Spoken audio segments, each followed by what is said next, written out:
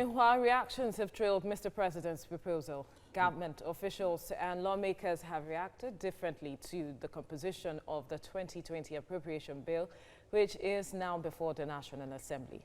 They all acknowledge the low performance of the outgoing budget and are optimistic the renewed cordial relationship of the executive with the 9th National Assembly will result in better performance of next year's budgets. 600 billion naira as capital, and now we're doing 2 trillion naira. We've consistently maintained not to go below 2 trillion naira. Then we've done with physical discipline. We must congratulate the Minister for Finance and the President. The performance of the 2019 budget is quite low because of the activities the year came with. You can see it was in this year that the general election was held, and even the budget, before it is being passed, it took so much time. So I can say the performance was quite low, but from 2020, since the budget is going to be started by the grace of God from January 1st, it will have a full 12 months full performance. You heard in the speech of Mr. President, he said the performance, we are only targeting 40%. 40% is fail. We have accepted that we have the 2019 budget is a failure. And that is why today, we don't want to repeat this mistake. The president of the country is intent on seeing that the mistake of 2019 never repeat itself in the 2020 budget. Mr. President has captured all the ingredients that are important and impactful to the development of the Nigerian people, i.e. investment in key segments of the society, investment in key infrastructures. Well, joining us now is the CEO, Finance with Mukhtar Mohammed. Thank you for joining us on TVC Breakfast. Thank you very much for joining us. All right, let's begin with the reactions trailing this proposal laid before the National Assembly by the President. The PDP has said that the budget will further impoverish Nigerians and that there is no clear-cut aspect as to how we intend to generate capital. Well, I don't agree with that. Right. We could say that the budget did not meet their own expectation, or may not meet most Nigerians' expectation, could be said. But to say it doesn't have clear-cut process on how to generate funds. Mr. President said it there that about 2-point-something trillion will come from oil. He has another 3.1 trillion coming from other sources, and another one coming from non-oil revenue. So he has 1.8. He has already spelled out VAT 1.8. He spelled it out that these are where we expect money to come. You could have challenged with it and said that maybe in the area of the VAT is something that is still ongoing with the National Assembly.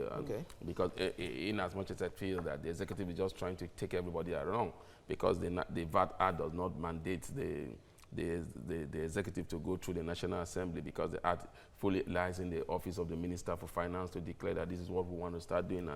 But they're trying to say, okay, look, maybe Nigerians are complaining they are being published so much, so let's see what we can do. And if you look at it again, the value-added tax is still there, and they are still thinking of, oh, can we start taxing people that are making calls?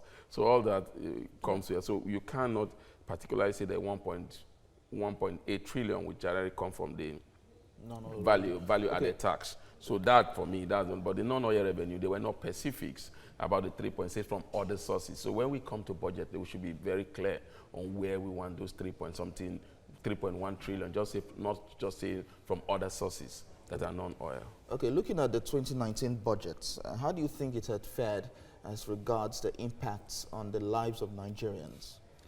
Well, that budget hasn't fared well. Maybe Mr. President acknowledged to the fact that that budget performed woefully.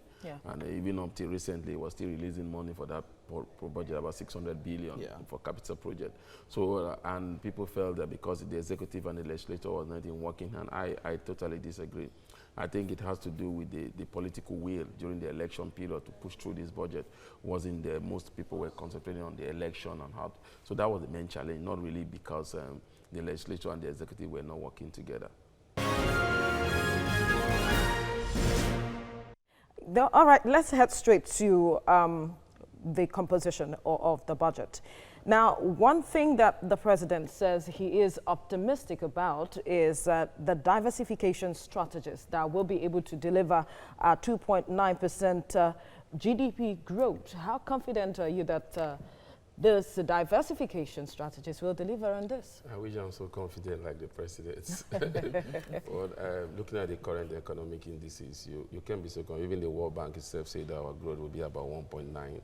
1.9 and 2.36 is very huge. Yeah, so, but we'll see how it goes. I mean, it's still a budget. It's still a budget that has just been presented. They maybe think there. And if you look at where they are expecting revenue from, and then via how you want to diversify the economy, there you won't say that could see the light of the day, because I'm talking about, you said 1.8 from VAT and then 3.2 from order. Order, yeah, which is not specified. Which is not specified, and 1.8 from VAT is still subject, because if you look at it, Mr. President also said there won't be VAT in some value-added tax in some item. Yes. Companies turnover that are below 25 million will not attract VAT.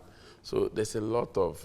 but then there has been calls to even spread the tax net. And I think that's what they should be doing, instead of us going to this VAT issue. And remember that we are just hearing VAT. They keep saying it. Even the Minister for Finance said it the last time, that wherever we are getting the VAT from was just because some state government should have more money to pay salary. We're not talking about trying to diversify the economy. And if you know that we are spending about 2.5 trillion alone in debt servicing, and you know it's going to be a very challenging year for this budget. Okay, looking at the VAT, it has the budget actually has accommodated increased VAT, but we see that the other sources that the federal government is trying to raise funds includes telephone bills, cable, and all of that. You are going to be paying tax on that. Isn't that actually resulting in multiple taxation? I think so, because if I'm paying value-added tax, then I'll still pay some other tax calls tax. I think the government should just think of. I keep saying it. This government must we raise funds through that other means? They should look for funds through other means, because what we are saying here is government is taking VAT as a means of revenue. Okay. It's not looking at VAT as a means to grow the economy. You can use VAT to diversify the economy, but what we are saying here, government is looking VAT as a means of getting revenue to drive the economy. Not to drive the economy, to feed on the apathy, because when you look at all those VAT drive, you're thinking about salary, recurrent expenditure. We're not seeing anyone that good. Even the president said that some of this VAT will go into social investment. And you look at the health sector, merely having 48 billion. You look at the educational sector, that has 40 billion, but when you look at the universal basic education has a 112 billion. Okay. So when you add up to that, you say that's good. Then you look at the Ministry of Works and Housing, also that's taking the chunk, which has to do with a lot of infrastructural development. But when you look at that, it's good looking at it. But when you look at it via what has happened to the previous budget, whereby 600 billion is just being released now, and all this has to do with non-availability of those funds to carry out. So looking at the budget now, what are your expectations for this year? 2019 budget didn't do well. Even the president acknowledged that because of the election. So this year, would you expect it to do better than last year? I think I expect it to do better than last year, but I have a challenge with our benchmark of oil, $57 per barrel. And that's where I wanted to go, because of the volatility in oil price and the activities of pipeline vandals. Yeah, because you have, that's on that point. Then look at it, we are not creating any savings buffer. It's $57 per barrel, that's the money they speak. So, and oil is hovering between that 57, 56, 58. So there's no buffer for any savings. So if there's any shock anywhere, then Nigeria economy goes down again.